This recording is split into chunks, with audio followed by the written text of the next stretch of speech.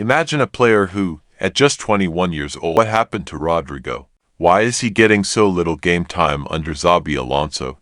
Let's break it down. Rodrygo's Real Madrid story began back in 2019. He arrived from Santos, the same club where Neymar began his career. Real Madrid paid around €45 million for an 18-year-old winger. Huge money for such a young player.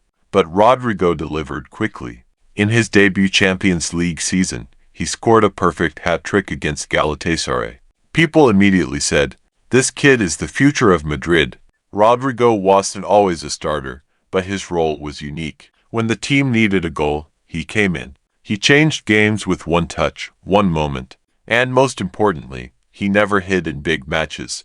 This is exactly what made him a legend before even turning 23. Season 2021-22 became the symbol of hope and comebacks. This was when it felt like Rodrygo finally became a true Real Madrid superstar. He overtook Asensio. He was outperforming many top wingers in Europe. He scored, assisted, and carried the team in many matches. His speed, sharp dribbling, and calmness under pressure made him one of Ancelotti's most important players.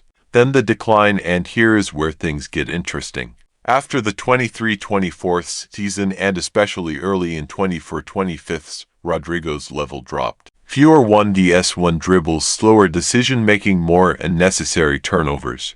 Clear loss of confidence, physical fatigue after several heavy seasons, but the biggest reason, Real Madrid changed their style, and Rodrygo struggled to adapt. Why Rodrygo gets so little time under Xabi Alonso? Xabi Alonso demands something very specific. Positional discipline, fast defensive transition. Now the team is full of attacking stars. MVP Vinicius, Brahim, Endrick. There's simply no way all of them fit as starters every match. Some games he looks amazing. Other games he disappears. Alonso prefers consistency.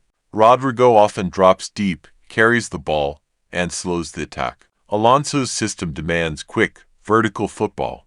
This is not Rodrygo's natural style. Fans started saying he lost his spark, and partly, it's true.